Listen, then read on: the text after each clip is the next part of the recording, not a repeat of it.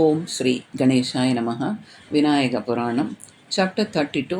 குருமுனிக்கு அருளிய கணபதி. முன்பு ஒரு சமயம் கைலாசநாதனிடம் எண்ணற்ற வரங்களை பெற்று 1008 கண்டங்களையும் ஆட்சி புரிந்து வந்த சூரபத்மனுக்கு பயந்து இந்திரன் இந்திராணியோடு தேவலோகத்தை விட்டு வந்து சீர்காழியில் மகேஸ்வரனை பூஜித்து வந்தான். பகவானின் அர்ச்சனைக்கு தேவையான மலரை தானே உண்டாக்கி நந்தவனத்திலே இருந்து தினமும் பறித்து வந்தான். அப்படி இருந்து வரும்போது சூரபத்மனின் கட்டளைக்கு பணிந்து மேகங்கள் மழை பெய்யாது இருந்தன. அதனால் நாடெங்கும் வறட்சி தோன்றியது. நந்தவனத்தில் உள்ள செடிகளுக்கு தண்ணீர் கிடைக்காமையால் அவை வாடத் தொடங்கின. இந்திரன் அதை கண்டு மிகவும் வருந்தினான். பகவானை அர்ச்சிப்பதற்கு மலர்கள் இல்லாது போய்விடுமோ என்று அவன் உள்ளம் வேதனை அடைந்தது. அப்போது ஆகாயத்தில் அசரீரி ஒன்று எழுந்தது. இந்திரா, வருந்தாதே, உன் நந்தவனத்துக்கு தண்ணீர் அளிக்க விரைவிலேயே நதி வந்து பாயும் என்றது. அந்த சமயத்தில் அங்கு நாரதர் வந்தார். அவரை கண்டு இந்திரன் அவரது பாதங்களில் வீழ்ந்து பணிந்து, சுவாமி, சூரபத்மன் கொடுமையிலிருந்து தப்ப இப்பகுதியில் தஞ்சம் புகுந்துள்ளேன். எங்கள் நிலை விரைவிலேயே மாறாதா என்று எம்பெருமான் மகேஸ்வரனை தினமும் அர்ச்சித்து ஆராதித்து வருகிறேன். பூஜைக்கு வேண்டிய மலர்கள் கிடைக்க ஒரு நந்தவனம் வைத்தேன். மழை இல்லாததால் செடிகள் வாடி கிடக்கின்றன. மேகங்களும் சூரபத்மனின் ஆக்ஞைக்கு உட்பட்டு வர்ஷிக்காதிருக்கின்றன. தாங்கள்தான் இச்செடிகள் பிழைக்க நீரை வரவழைக்கும் உபாயம் ஒன்று சொல்ல வேண்டும் என்று வேண்டினான். இந்திரா, கைலாசநாதர் காவேரியை அகத்திய முனிவருக்கு அளித்துள்ளார். அவரும் அந்நதியை தமது கமண்டலத்தில் அடக்கிக் கொண்டு புதிய மலைக்கு வந்து கொண்டிருக்கிறார். கமண்டலத்தில் அடக்கியிருக்கும் நீரை பாய செய்தால் உன் நந்தவனம் பிழைக்கும். அவ்வாறு செய்யக்கூடியவர் முழுமுதல் கடவுளாகிய விநாயக பெருமானே ஆவார். நீ அவரை வழிபட்டு அவர் அனுகிரகத்தை அடை என்று சொல்லிவிட்டு சென்றார் நாரதர். இந்திரனும் விநாயக பெருமானை நோக்கி தவம் செய்ய அவரும் அவனுக்கு காட்சி தந்து, என்ன வேண்டும் இந்திரா என்று கேட்டார்.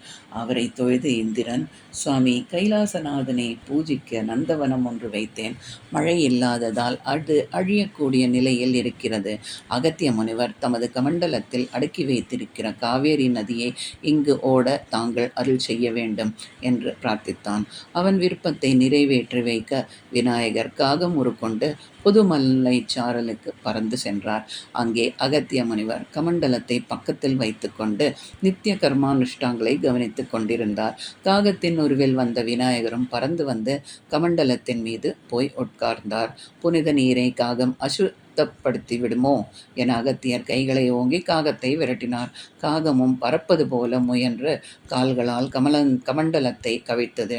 அந்த கணமே அதனுள் அடங்கியிருந்த காவேரி நொப்பும் நுரையுமாக பூவுலகிலே ஓடத் தொடங்கியது. காக உருவை விடுத்து பிராமண சிறுவனை போன்ற தோற்றம் கொண்டார் விநாயகர். அகத்தியருக்கு சம்சயம் உண்டாகியது. காகம் வந்து கமண்டலத்து நீரை கவிழ்த்து கொட்டியது. இப்போது அது பிராமண பிள்ளை உருவில் நிற்கிறது. இதென்ன மாயையோ என்று சந்தேகித்தார்.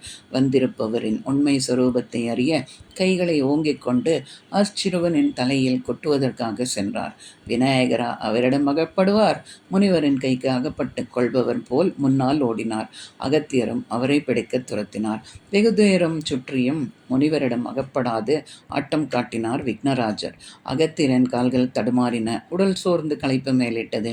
அதை அறிந்த விக்னேஸ்வரனும் பிராமண சிறுவனின் உருவத்தை விட்டு தும்பிக்கை முகத்தோடு அவருக்கு காட்சி தந்தார்.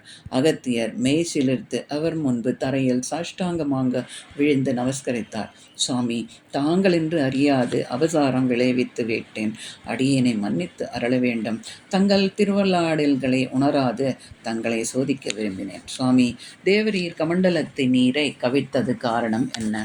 கைலாசநாதன் கட்டளைப்படி பொதிகை மலைக்கு சென்று கொண்டிருக்கிறேன். அங்கு பரமேஸ்வரனை அபிஷேகிக்க காவேரி நீரை திரும்பவும் கமண்டலத்தில் அடக்கித்தர வேண்டும் என்று பிரார்த்தித்தார். குருமுனியே, இந்திரன் பரமேஸ்வரனை புதிக்க நந்தவனம் ஒன்று வைத்தான். அது மழையின்றி வாடிக்கொண்டிருக்கிறது. அதை காப்பாற்றவே உமது கமண்டலத்து நீரை கவிழ்த்தேன். உனக்கு தேவையான நீரும் தருகிறேன் என்று விநாயக பெருமான் பாய்ந்து செல்லும் காவிரியின் நீரை தமது கரங்களில் அள்ளி அவரது கமண்டலம் நிறைய விட்டார். அகத்தியரும் மகிழ்ச்சியோடு பொதிகமலை போய் சேர்ந்தார்.